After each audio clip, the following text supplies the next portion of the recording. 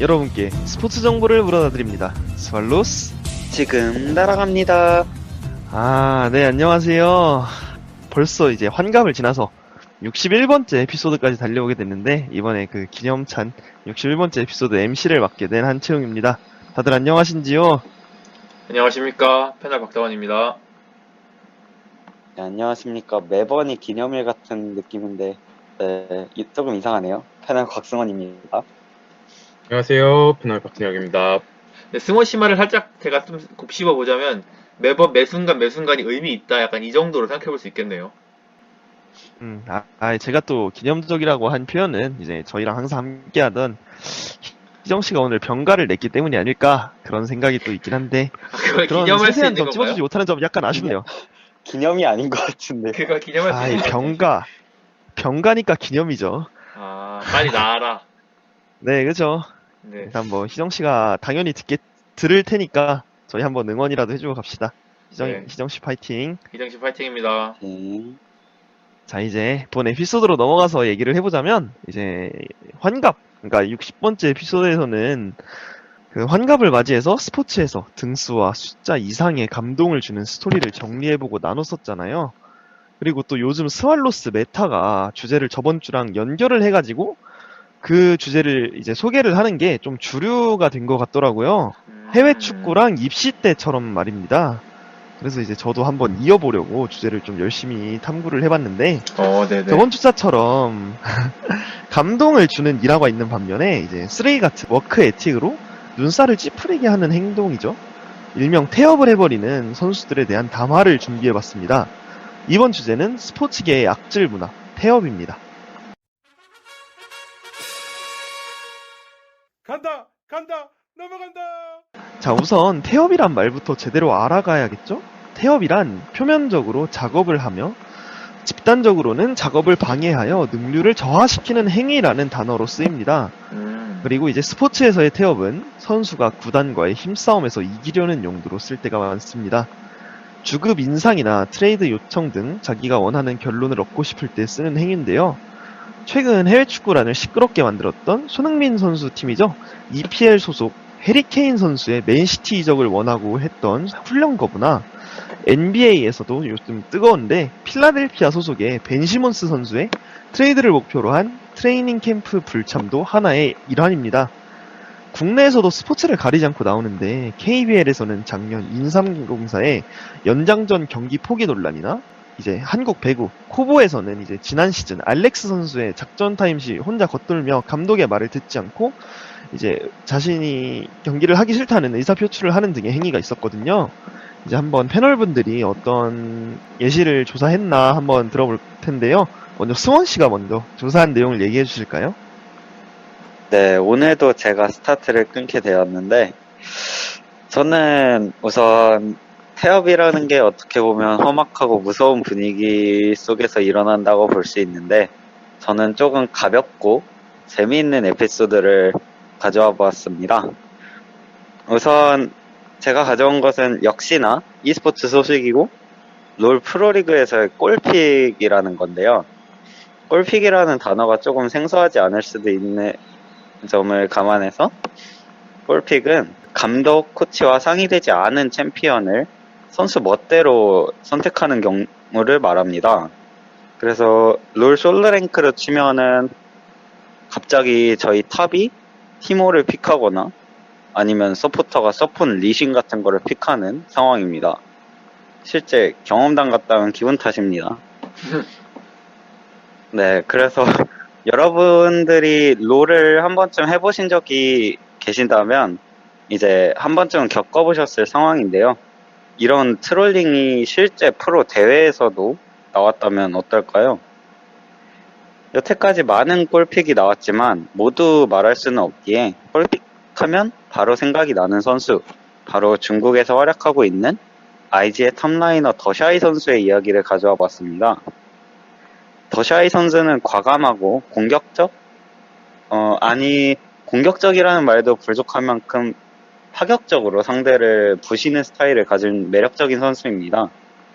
2018년 롤드컵에서 파격적인 경기력을 보이며 본선에 올라온 IG는 8강에서 우승 후보이자 마지막 남은 LCK팀 KT를 만나게 되고요.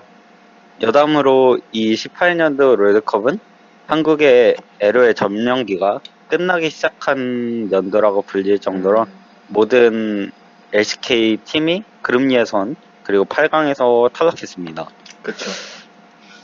본의 아니게 이제 스포가 되었긴 하지만 이제 이 시리즈에서 세트 스코어 2대 0으로 IG가 앞서고 있는 상황에서 더샤이 선수는 이제 그 행동을 하고야 맙니다. 상대 탑 스매스 선수가 이렐리아를 이제 픽하자 더샤이 선수는 감코진이 제안한 픽을 고르지 않고 시간이 얼마 남지 않은 상황에서 갑자기 같은 칼챔인 피오라를 픽합니다. 제 탑인 친구들은 이걸 보고 존경심을 표하더라고요. 또 거기에 그치지 않고 더샤이 선수는 실제로 피오라를 픽하고 못하지는 않았습니다. 오히려 캐리에 가깝게 플레이를 했는데 더샤이 선수가 단순히 골픽에서 끝내지 않고 게임 내에서도 상대가 전부 넥서스로 진격하는 상황에서 끝까지 스피드 싸움을 하면서 상대 넥서스를 칩니다. 결국 KT가 정말 간발의 차이로 먼저 터뜨리며 3세트를 가져왔고 결국 이 플레이와 픽에 대해서 피드백이 이루어진 나머지 4세트에서 바로 교체당합니다. 그러나 이제 4세트에서 교체로 나온 듀크 선수가 별다른 활약을 하지 못하고 패배하자 다시 5세트에 출전해서 탱커인 사이온으로 다시 한번 경기를 캐리하고 팀을 4강으로 이끕니다. 그리고 참고로 IG는 이 대회에서 우승했습니다. 그리고 2년 후에 더샤이 선수는 전 세계를 이제 뒤흔든 픽을 다시 한번 골픽으로 박는데요.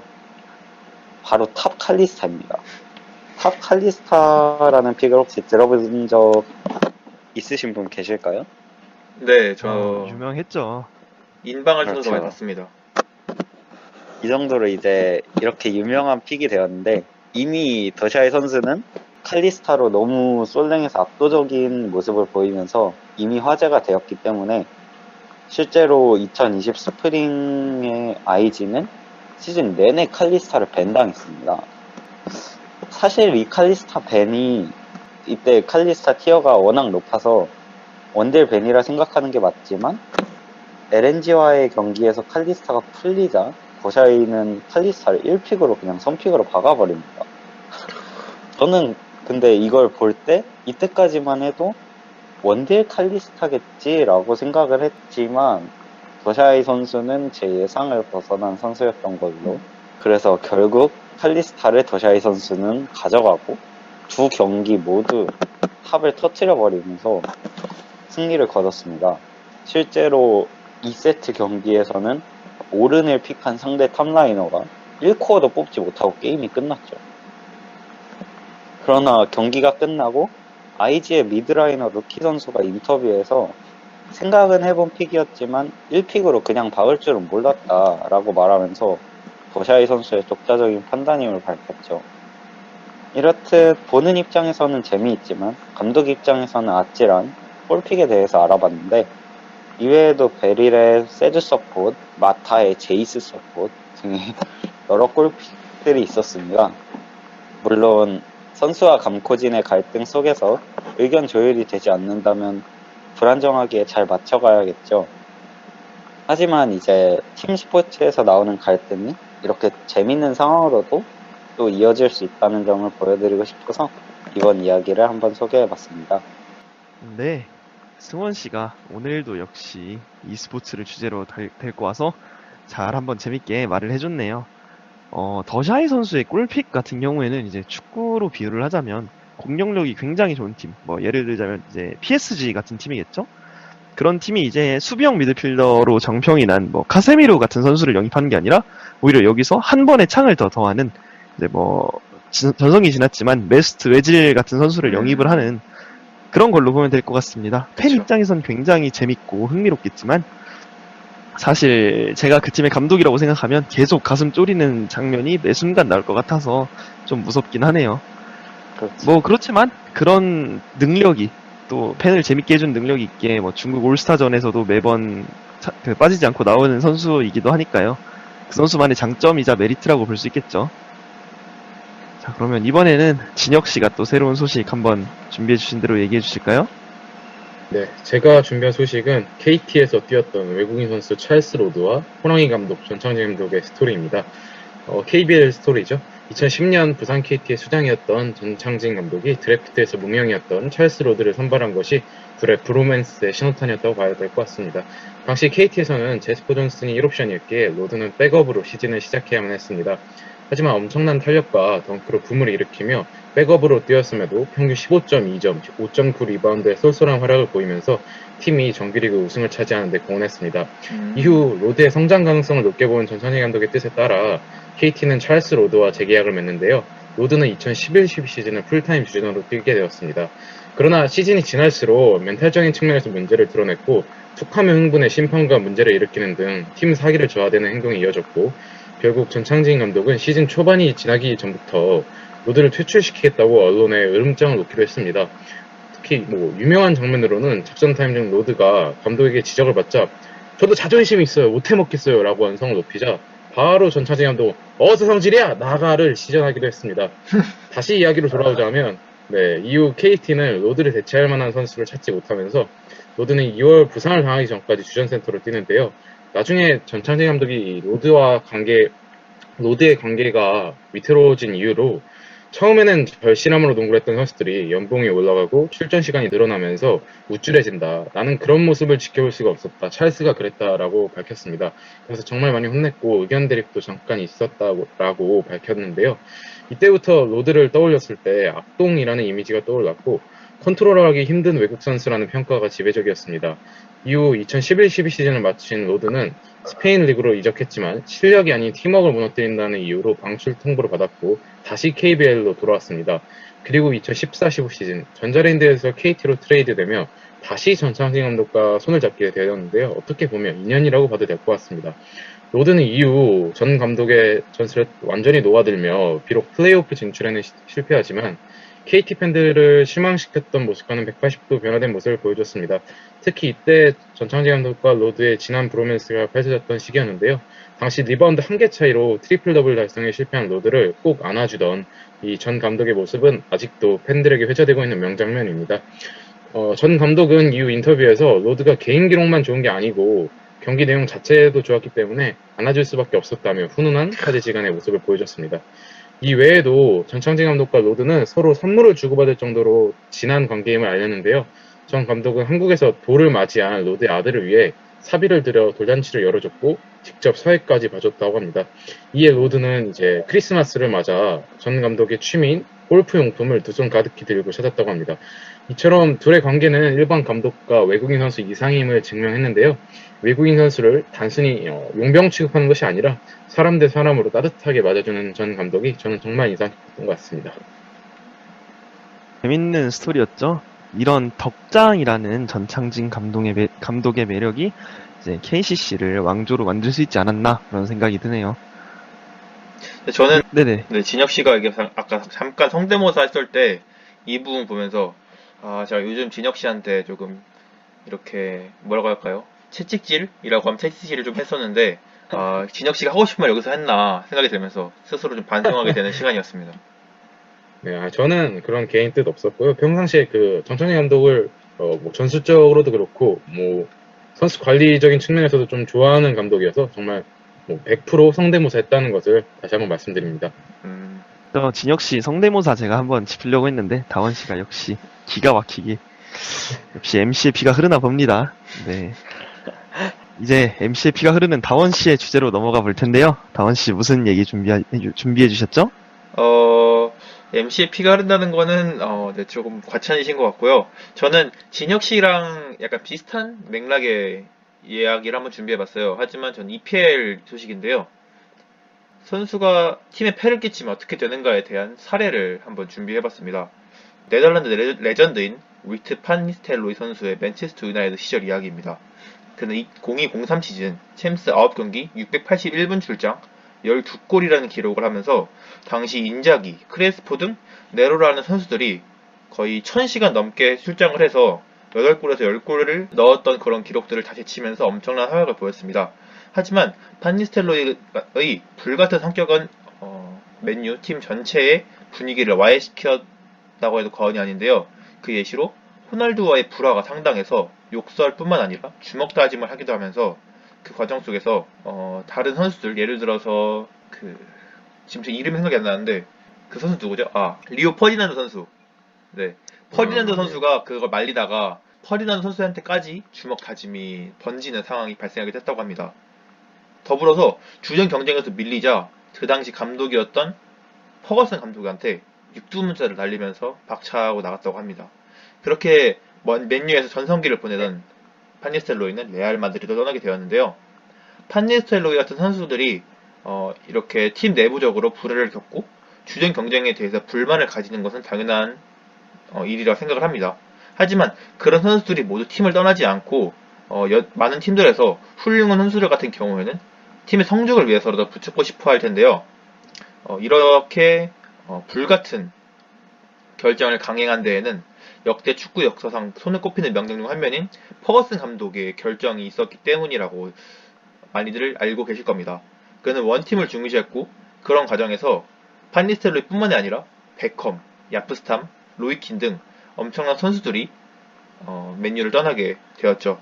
수많은 걸출할 선수들을 팀에 해가 된다는 이유로 내보내면서 걱정을 샀지만 결국 퍼거슨 감독은 훌륭한 성적으로 증명하면서 원팀 정신을 보여주었는데요. 이거는 어찌 보면은 서류와 개인 역량을 채우기에 급급한 현대 취준인들을 만든 사회에게 비수를 날리는 한 방이 아닌가 싶은 생각이 좀 들었습니다. 굉장히 좋은 마무리를 보여주셨는데요. 사실 퍼거슨 감독 같은 경우에는 이제 축구계에서 알아주는 명장이자 덕장, 그리고 이제 어떻게 보면 굉장히 무서운 감독이라고도 할 수 있는 그런 감독인데, 그렇죠. 그래도 팀을 중시했다는 점이 가장 임팩트가 있는 것 같습니다. 맞습니다. 다원 씨 말대로 반니스텔로이 역사상으로 뽑아도 이제 손꼽히는 공격수기도 한데, 그런 선수도 가차없이 내보냈음에도 불구하고 매년 우승권을 지켜왔다는 것 자체가 굉장히 명장이다라는 이제 반증이 되겠죠. 네, 제가 그리고 조금 덧붙이자면 베컴 같은 경우에 아까 제가 말씀드렸다시피 그 퍼거슨 감독과 약간 그러한 권위적인 측면에서 문제가 일으켜서 레알 마드리드를 떠나게 되었는데, 그렇게 문제가 생겨서 나가게 되었지만 지금 현재는 되게 다 풀고 좋은 사이로 지내면서 서로 존경과 존중을, 서로 관계를 보이는 그런 좋은 관계로 발전했다는 점 보면서 참 그러한 퍼거슨 감독의 퍼거슨 경이죠, 지금. 퍼거슨 경의 리더십이 훌륭하지 않나라는 생각을 좀 해봤습니다. 저 같아도 제가 만약에 팀이 마음에 안 들어서 나갔는데 제가 좋은 선수라고 가정을 했을 때 나갔는데 갑자기 또 우승을 해버리면은 그게 존경스럽지 않을 수가 없을 것 같아요. 한편으로는 아쉽고 미우면서도. 네, 그쵸. 미운 정도 있겠지만 존경심이 더 먼저 들 것 같다라는 생각이 있네요. 네. 제가 사실 이제 이 주제를 준비하면서 스포츠계에서의 태업이 얼마나 쓰레기 같은 행동이고 팬들을 기만하는 행동인가, 그리고 팬뿐만이 아니라 기업까지도, 그 모 구단까지도 이제 완벽하게 배제시켜버리는 행동이다, 이런 이제 약간 악습관을 보여주고자 준비를 해봤는데, 오히려 세 분의 이제 약간 아름다운 마음이 그걸 이제 더럽다기보다는 극복하는 그런 사례를 보여준 것 같아가지고 이제 그래도 좀 더 기분은 좋네요. 일단 제가 조금 더 말을 해보자면, 저는 이제 NBA를 많이 보는 입장에서 NBA에선 태업이 정말 많이 나오거든요. 특히 제일 뜨거웠던 태업이라고 하면 이제 아주 슈퍼스타들이 이적을 하고 싶어가지고 고의적으로 경기를 불참한다거나 훈련조차 나오지 않으면서 그냥 트레이드 시켜달라고 땡깡을 피우는 경우가 굉장히 많습니다. 이런 느낌으로 이제 개인의 힘 표출 도구로 사용되어 가면서 결국 구단은 선수에게 막대한 지출을 했기 때문에 그 선수에게 힘 겨루기에서 밀릴 수밖에 없는 구조를 갖고 있고, 이게 점점 악순환이 되어 가고 있고, 당장 어제만 봐도 기사에 이제 어빙이라는 선수가 있습니다. 네네. 어빙이라는 선수를 트레이드 시킨다고 얘기가 나왔거든요. 근데 어빙의 에이전트에서 공식적으로 내놓은 입장이 나 트레이드 시키면 은퇴해버리겠다라는 입장이었어요. 어빙이 이제 30살 정도 됐죠. 그런 선수고, 그리고 그 패널분들도 다 알 정도로 이름도 있고 그쵸. 우승 경험까지 있는 그런 베테랑이라면 베테랑일 수 있는 슈퍼스타가 이런 가벼운 행동을 보인다는 것 자체가 참 웃긴 행동이라고 생각이 듭니다. 이제 연봉을 받아가며 뛰는 선수들인데 이렇게 해도 되나 싶을 정도고, 자, 전 감독 중에 최희암 감독님이라고 이제 전 연세대 감독을 하셨던 분이 있으시거든요. 네. 그분이 이제 하셨던 말씀 중에 생산성 없는 공놀이를 하는데도 대접받는 이유는 관객들이 있어서이다.